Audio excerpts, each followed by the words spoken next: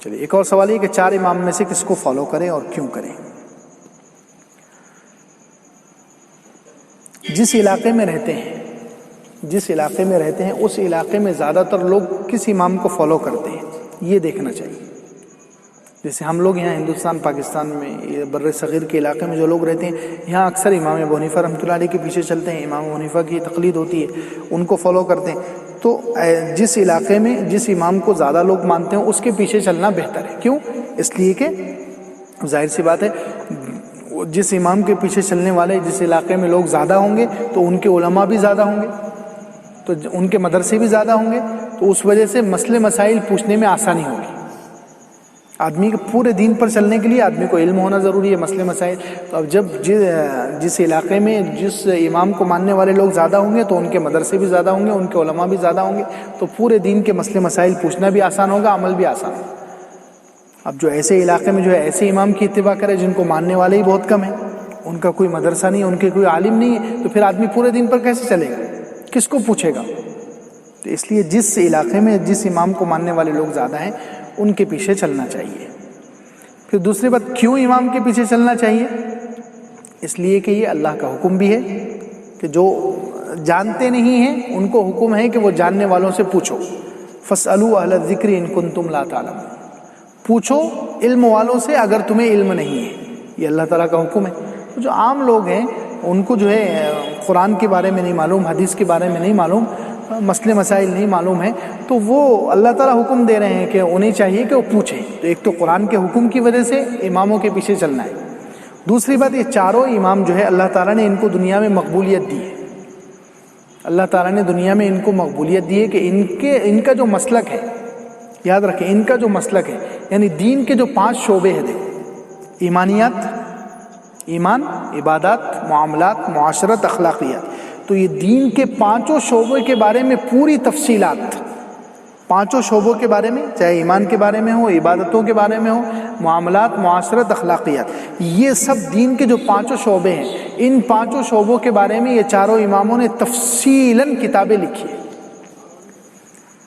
انہوں نے پورا دین جو قرآن و حدیث میں تھا ان 5 شعبوں سے متعلق اس کو ایک جگہ جمع کیا ہے، ایک جگہ ترتیب دیا ہے. قرآن و حدیث میں سب موجود ہے. ان اماموں نے کیا کیا ہے، ان قرآن و حدیث سے نکال کر اس کو ترتیب، اس کی سیٹنگ کی ہے، اس کو ترتیب دیا ہے، اور کچھ چیزیں جو چھپی ہوئی تھی اس کو ظاہر کر دیا ہے. کچھ چیزیں جو ہے آگے پیچھے تھی ان کو ترتیب دیا ہے، ایک جگہ جمع کیا ہے. جیسے نماز کے بارے میں، نماز کے اندر فرائض کتنے ہیں، واجبات کتنے ہیں، سنتیں کتنی ہیں، کن چیزوں سے نماز مکروہ ہو جاتی ہے، کن چیزوں کی وجہ سے نماز ٹوٹ جاتی ہے، کن چیزوں کی وجہ سے نماز میں سجدہ سہو کرنا پڑتا ہے. اب یہ چیزیں سب قرآن میں یا تو حدیث میں ملے گی، لیکن عنوان کے ہیڈنگ کے ساتھ نہیں ہے، ایک جگہ نہیں ہے.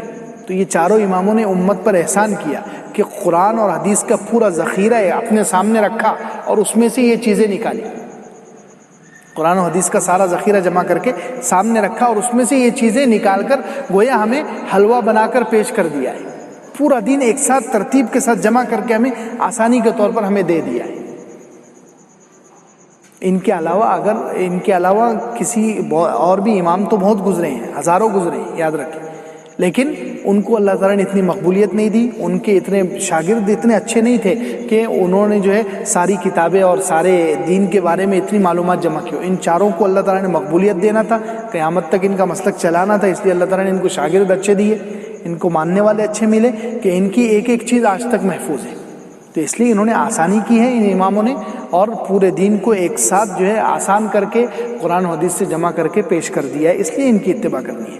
ورنہ اصل اتباع تو اللہ اور اس کے رسول کی ہوتی ہے. لیکن کسی عام آدمی کو اگر آپ جو ہے قرآن اس کے سامنے لا کر رکھیں گے، حدیث اس کے سامنے لا کر رکھیں گے کہ بھئی تیرے سامنے یہ قرآن ہے اور یہ ساری حدیث کی کتابیں، تو اس میں سے اپنے نماز کے مسئلے نکال لے، روزے کے مسئلے نکال لے، حج کے، تو کوئی نکال سکے گا؟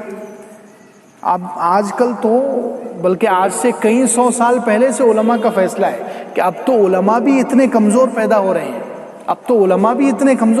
رہے ہیں، کہ علماء بھی یہ مسئلے نہیں نکال سکتے. اس لیے اب تو ہر عالم ہو یا جاہل ہو، ہر ایک کو ان چاروں میں سے کسی ایک کے پیچھے چلنا فرض واجب ہے. یہ پورے علماء کا اجماع ہو چکا ہے اس پر. اب تو علماء کے اندر اتنی صلاحیت نہیں رہی کہ وہ قرآن و حدیث سے یہ سب مسئلے ایک جگہ جمع کر کے نکال سکے. تو عام آدمی میں کیا صلاحیت ہوگی؟ عام آدمی بیچارے کو جس کو نماز کے لیے وقت نہیں مل رہا، مشکل سے نماز کے لیے وقت نکال رہے ہیں، اس کے سامنے آپ قرآن حدیث لا کر رکھو گے کہ تو اپنے حصے کے مسئلے نکال دے، نماز کے بارے میں، فرائض، واجبات، سنتیں، مستحبات، روزے کے، حج کے، زکوٰۃ کے، کاروبار کے، تو اپنے مسئلے خود نکال لے، تو بتاؤ نکال سکتا ہے؟ کیسے نکالے گا؟ تو اس لیے چاروں اماموں کا احسان ہے، اللہ تعالیٰ نے ان کو مقبولیت دی ہے.